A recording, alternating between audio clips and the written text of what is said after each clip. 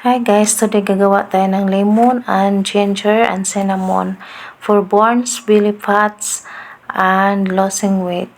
Yan, nagpabili ako ng amo ko. 6 real yung yung gingerbread, yung ginger.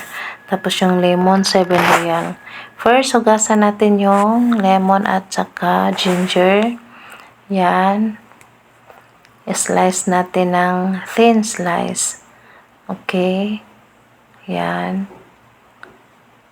Kasi ang lemon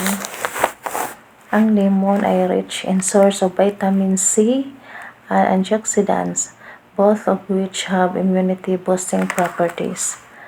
Tapos ang ginger naman has been shown to reduce hunger, which can help people lose weight, reduce the risk of some cancer.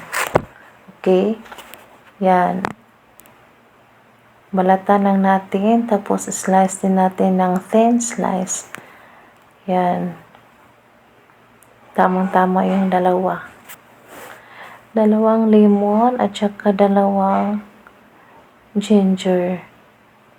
Yan, balatan natin guys.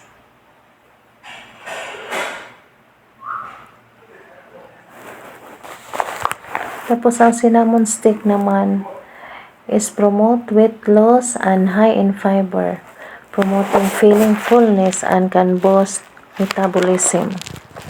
Yan, ilagay natin sa kaldero at pakuluin natin ng 5 minutes. Yan guys. Yan, we put on fire and put in hot water and cook for 5 minutes, okay? Yan.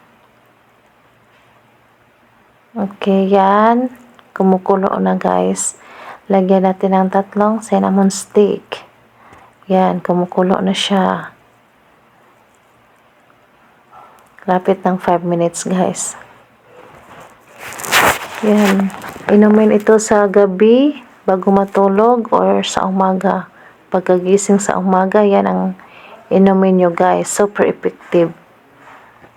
Yan, nakakawala ng bilbil at nakaka-lose weight. Okay, yan. Tapos na yung 5 minutes. Ilagay natin sa lagyanan para inumin ko mamaya. Yan. Okay, guys. Okay. I-drain lang natin. I-drain. Yan, guys. Okay, try nyo guys. Super effective. Talaga. Yan. Tapos, ito na guys.